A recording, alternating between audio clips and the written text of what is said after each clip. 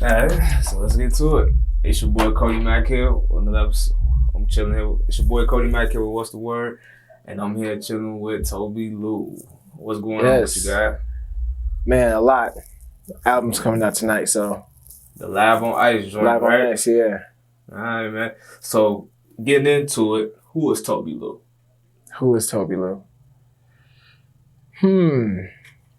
That's a good question. I'm an artist. I think at the end of the day, I'm a creator. I like to make things. I'm always thinking of what can I make? What can I shoot? What can I record? From clothes to music to movies to animation I'm just thinking like, what can I give to the world? What are people gonna watch and feel inspired by? I'm just trying to inspire people at the end of the day. Okay. Yeah. Alright, so for what people don't know about Tobi Lou. I'm an inspiration. There we go. Short answer. Yeah, Tobi Lou. Who is Tobi Lou? An inspiration. Okay. So I'm here to inspire. What people don't know about Tobi Lou is that Tobi Lou used to play baseball. He was a professional baseball player. Yeah. Out in Joliet. So how did that come about? Before I devoted my full time to music, I was chasing the baseball dream. And yeah, I went to school based on where I could play baseball. I transferred a lot, started out at U of I, then went to university at Albany, SUNY Albany in New York, then ended up at FAMU, Florida A&M in Tallahassee. And that's all over. Yeah, just sports. I've always been playing sports, and yeah, baseball was a tough one, but yeah, and playing semi-pro in Joliet was an experience. We won the championship that year, and it was crazy. Just to be playing in a stadium like that in front of that many people nightly was really cool. Are you from the inner city? No, I'm from the south suburbs. Okay. So home of Flossmoor. Went to school with Rocky Fresh, Juice. From there, yeah. Well, that's a whole other conversation. Yeah. And I'm actually need your input on that, because it seems like our home with Flossmoor is bred a lot of talent. I said even before the talent was officially bred, there's something very special about Homewood Flossmoor, that suburb area, because it was Chicago, just not in the city. It was all the kids from the city who got moved out to the burbs by their parents. Mm-hmm. And you have the mixture of Homewood Flossmoor was where the white met black, met Asian. It was the fusion of everything. And it was so diverse and so equally diverse that you really felt everybody. So you weren't just in one energy. You weren't just in one state of mind. You got to experience everyone. And I think it's important to just not be, it's important to be able to, experience other people who are different than you. It lets you learn about yourself just by, being around them. So I'm so thankful for that time in that school. And yeah. So yeah, I think that's why, a lot of us come out very artful. Rocky's artful, Juice is very artful, I'm artful. We come out very and shout out to Rocky, by the way. We have a song on my project called Deserve It that we did, so yeah. I think Ohana Bam went out there. Yeah, Ohana, Femdot. Femdot's older brother, Tunde. Yeah, funny comedian. That's my man. So Tunde is very funny. Yeah, so all right. Yeah, I was actually Cat from Black Ink. Yeah, Cat from Black Ink. Yeah, it's a whole bunch. You say you was actually on what? I was Tunde's I forgot what they call it, but he was a freshman, and I was his advisor's mentor. That they picked the upperclassmen to be their mentor for an advisor. So yeah, that was funny. Was he a clown in school? Yeah, he was always funny. Yeah, Tunde's always been funny. I've always loved Tunde, man. Right. So you're Nigerian, correct? Yeah. Yoruba or Igbo? Yoruba. Okay. I got a lot of my homies Igbo come from Igbo. So I think actually Dapper Dan said in the interview that the Yoruba culture is he was talking to us about how enriched that culture is, and like it's a lot of history. And I think he's trying to study there as far as fashion. Like, what are some of the things that you learned that you've taken from your Nigerian culture and bring it into your American music? I don't think I brought enough into it yet, but I think there's just little things that I do. Like one of my things I do at shows is like, I know people don't know me, so I go, yo, I know y'all don't know me, so my name's Tobi Lou. Whenever I say Tobi Lou, I need y'all to say, who are you? Tobi Lou. So it's a real dope crowd interaction thing. And in my song Buff Baby, that's like my biggest song to date, I go, who are you? So if someone said that they heard Buff Baby, it was like they could tell I was Nigerian because Nigerians are always like, who are you? Who are you? Who are you? So it's like, there's nothing like very specific. Like I haven't done like my Afrobeat, fusion thing yet. But there's just little things I think that I have just picked up upon that just naturally come into it that you wouldn't even think are Nigerian, but are just, they come from because of who I am and who my parents are. And growing up in a Nigerian household and an African household, it's so much different than growing up in a Black household. A lot of people don't know that. So it's like a different set of rules, a different set of like, responsibilities and like, it's just different.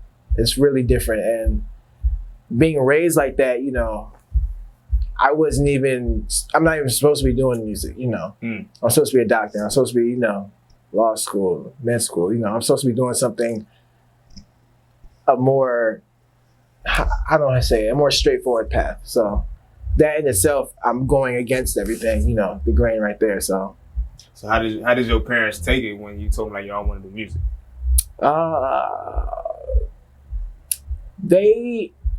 They've always just been about me getting good grades. If I'm getting good grades, that's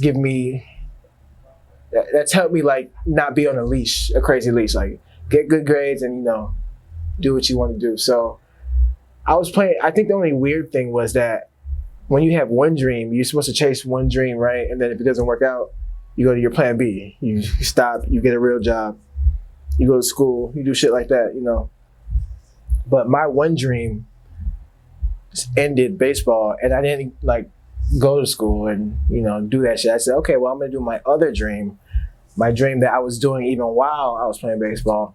So I think that was just a little bit weird, to them, and which it should be, because like, your fallback plan should never be, you can't be a professional athlete? Okay, I'll be a rapper. I guess that's just like, it's kind of funny, but I tell Nigerian kids all the time that ask me how did I get my parents to let me like chase your dreams? I was like, first off, no one can stop you from doing what you want to do. At the end of the day, no one, But the thing about Nigerian parents are, if they see you're as committed into what you're trying to do, like you're not playing around with it, if you put all the effort into what you're trying to do, like you do your studies, if they see you're serious about it, they hit a switch, flicks off in them and they support it, It's not that they don't support it, it's just that we had to do so much. They had to do so much to come to this country to make it. That the idea of you saying like, oh, I want to be it's like, what? That's not a dream with a backbone. There's no like, their ideal is if you work hard, you get something. If you work hard, you're not promised to be a musician or an artist or an athlete. So it's just like, that's where their hesitation comes from. It's not that they don't want to support you, it's that they want to make sure you're not wasting, your potential, your time, or, doing the right thing with your life. So yeah, but as long as you show them that you're going hard, as hard as you can, yeah, it'll be cool. Have you ever have any run-ins with like people feeling like, yo, you're Nigerian and you like kind of like still in like the American Black culture? Have you ever had some things, run-ins like that? No, I don't really care what people like. You can see me right now. I look like I'm about to go to camp. The day I stopped giving a fuck about what people thought of me is the day like I stopped stress. I was so much less stressed out, Imagine like, I used to be stressed out as fuck going to HF and having to dress Cause I didn't have no good clothes. I had like maybe one good outfit a week. And man, it used to be a fashion show in that bitch. So I can only imagine. Yeah, it was stressful trying to like compete every day, and even outside of that, going out trying to make sure you got a raw ass fit. No, man, it's so funny to what the culture has become to today with fashion. You know, like jogging pants or sweat. All this shit is in now. That could have made my life so much easier in high school, at college and shit like that. But honestly, the one good thing about when I got kicked out of the house and went from Chicago and just said, fuck, I'm going to LA, was that LA freed my mind. I walked over there. People don't give a fuck. People dress really crazy over there. And it's like, okay, so why are you worried about what you have on or what other people think about what you have on? Do you like what you have on? Okay, you like what you have on. Okay, cool. Are you comfortable? I'm about comfort. I'm a comfort first kind of guy. So yeah, it's just, I stopped really, the day I stopped giving a fuck is the day everything, changed. And to people who think like, oh, yeah, I'm still in the black culture. No, I mean, I'm black. I'm both. I grew up on the South Side till I was 5. My parents moved me to the burbs. I was the only black kid in school for a little bit. Like, you can't control how you grow up. I tell people that all the time, especially the people. Here's one thing I hate: this whole Chicago thing. Where you from? Chicago. I'm from Chicago. Oh yeah, what part? South suburb. Oh, you're not from Chicago. I guess not then. Okay, like I guess I'm sorry. I should have put my foot down when I was 5 years old. Like, where you trying to move me, Mom? No, I gotta stay here. I'm from Chicago. No, like, come on, like. But it's all a city, though. Like it's all like. What do you want? How strong do you want to be in Chicago? How weak do you want to be? That's the question I ask people. If you want to be strong, then you'll let Chicago. You'll let Chicago take over. Imagine an empire being like, oh, I'm not going to try to claim any other land outside of like this area. Mm-hmm. You gotta think bigger than that. There's so many kids and so many like people who claim you and want to support you and want to, and shit like that. I'm starting to see things now where like kids in cities are, they won't even claim they don't even want to claim their city. They'll just say like, yo, I'm from this part, because like there's so much division in that. Oh, you're not from here because you didn't live there, because as if we had the choice, No, we're from where we're from. I'm not saying I'm from Arizona. I'm not saying I'm from Michigan. No, I'm from Chicago. Like, but yeah, that's a little off topic. No, that ain't really off topic. I mean, it's a great conversation. Mm-hmm. It's like you being from the crib and you doing the things you doing. Yeah, for the city, like, my thing is that you hear it a lot, like they be like, Chicago artists gotta leave. Why y'all gotta leave? Do you think you could? You have did what you accomplished now if you would stay here? No. I had to think outside myself. I can't wait for it, man. Whatever you're doing in your life, do not wait on anybody. Do not wait for someone to love you back. You in a relationship, don't wait for them to love you back. You don't wait on anybody. Don't wait for someone to see your back. No. Control your life, control yourself, control your situation. Travel. You don't have to stay in one place. Like, that narrative is so crazy to me. Like, yeah, I left. I went to LA for some years. I tried to make it out there. I tried to write for people. I tried to get in studios. I tried to, I failed. I drove Uber for 3 years. I contemplated what the fuck am I doing with my life. And, I went on a journey. That's what I did. I left Chicago and went on a journey, so I can come back and do shit like I did yesterday, which is throw an ice skating party with free pizza, free ice skating, free food, free pizza, free food, free merch, free Mitchell and Ness shit. Like, Mitchell and Ness gave us so much shit to just give for free. Like, sometimes you gotta go leave and strengthen yourself so you can come back and give back in the way you can. That's what I did. And I'm gonna continue to do that. Chicago don't ever have to fuck with me, but I'm always fuck with the people that show me support, because I love the city, It's one of those relationships where it's like, Yeah, I'm always gonna love the city and do whatever I can, no matter if I'm like right here or not. It's always gonna be like, oh, Chicago. Wherever I'm at, I'm talking about Chicago food. I'm talking about this, that. And, I'm always putting on for Chicago. So, yeah. I mean, you're a Chicago guy. I see it all in you. Yeah. You know what I mean? You talk about your journey, and you say your ups and downs. Like, what was an industry moment in your journey that you was like, it almost made you quit? I got offered a contract by a label for $10,000, and for about a year, I was almost gonna sign it. Went back and forth, and I kept trying to get more shit. I kept thinking like, what's this 10,000 gonna do? I'm gonna get it, and then in 3 months, because rent's so expensive, it's gonna be gone. So when I finally decided no, and then I'm worth more, and I don't want someone just taking 90% of my music, all the shit that I do in my studio, in my bedroom, like shit that I do myself, like, nah. And when I said no and tried to find my own way, yeah, after that first year, then year 2, now you're in year 3 driving Uber, yeah, you start to just,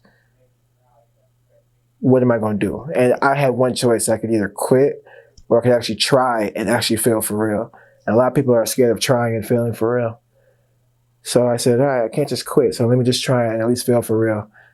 So I can figure out what the fuck I'm supposed to do in my life. If it's not baseball, if it's not music, let me figure it out. So yeah. And so what was some advice No ID gave you after y'all linked up? Like, what some key gems he dropped on you? He didn't say like, hell yeah, let me give you some advice. He more so gave me advice by letting me know what he saw in me. And that was that he checked out the music and he thought the music was fire, but there's a lot of people that make fire music. So, but it was about my brand. It was about, he saw how strong I was in myself and my views and the way I represented myself and like the way I carried myself. And he was like, a lot of people can do this, that, and the third, but a lot of people don't have a foundation. Like, so I can be like, this is Tobi Lou. He said he saw that and, that with the music, coupled makes, for something that he would want to work with. So how did you do this, bro? Like, a little question that people always ask, like, they talk about, they like, I love his music, but his makeup, like what made you be like, yo, I'm gonna come out with the ponytails, I'm gonna wear the pink, I'm gonna do the piercings and be myself? I mean, my girl would braid my hair. And actually, before she braided my hair, she used to put in she used to separate it into 4 puffs like this. And a couple times I was looking to be like, this is kind of fire, like, be joking. But I wasn't ever going to do it because, it looked wild to me. But one time my best friend came in town and he was at like the beach and I was late and I was supposed to get my hair braided and we were only at this part. And I was like, fuck, I have to go. I was like, you know what? I might just do it like this today. I was like, you think I can just do it like this? I was like, you know what, fuck it, we in LA, fuck it. I'm gonna just do it like that. Went to the beach that day, got a bunch of strange looks. So I'm not saying LA perfect, like, people judge you anywhere you go. But I realized, I was like, wait, I have something that no one else has on. Like, I've never seen 4 buns, and and I felt good too. I felt like, damn, this shit, I feel fired. So a lot of what I did came about naturally. Like, you can't really ever force anything and try to be like, yo, I'm about to just switch up the whole thing and wear this and that. No, a lot of shit just, like, that came, then I dyed it, It's just like, you find yourself gradually. So that's, as I was like, going through those struggle years, I started finding stuff about my identity that made me unique. And, I'm pink. A lot of people, the pink thing is funny. I'm like, people saw Cameron wear pink, like, it's fire. Like, pink's a fire color. And what makes it fire is that niggas don't wear it. I don't want to rock what everyone's rocking, You want to feel like you're doing something. And I think today we're in a place where pink's natural now. A lot of outfits and people, I see the wildest outfits now, like way wilder than me. The glitter shorts. I saw Frank Ocean in the magazine cover, had on a basic white t-shirt, holding a basketball with them glitter shorts. Them CDG glitter shorts. That was the most fire thing I've ever seen in my life. It was so casual, yet not. And the glitter shorts were so fire to me because there weren't no tight, like, they were like basketball shorts. So, they had like, you could float. they were comfortable. So I just gravitated to that. You know, I always loved Michael Jackson and the way, you know, he dressed and shit like that. You know, sparkly shit. So it's fire. So you just find yourself. You take little elements. You get inspired by people and you find yourself and you just start putting yourself together and you assemble yourself and all of a sudden you build yourself up and you become who you are, you know. You're that person, but you're just becoming that person. Something that you can like put forth into the world and be like, yeah, it's me, bitch. Like, I don't care. I don't care what you think of me. It's me. So, yeah. Yeah, I think I heard you explain it as like you like being casual but magical. Yeah. Yeah, there we go. Yeah, I saw that though. So last question, man. 5 years, man. What did that look like for Tobi Lou? These last 5 years, I couldn't have predicted. I couldn't have predicted like making it to LA and making it to a label and being in their system for a year, almost about to sign. Then for the next 3 years, driving Uber. Then like, you know, deciding I'm going to drop a whole bunch of music and videos last year, and then dropping an album tonight. I couldn't have predicted that. So if I were to guess about the next 5 years, I just want to be like this, but way better.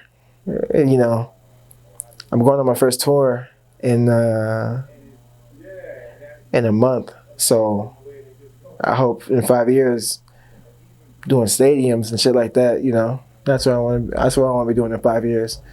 Stadiums, cartoon shows, music, of course, and collaborating, which is my favorites, you know.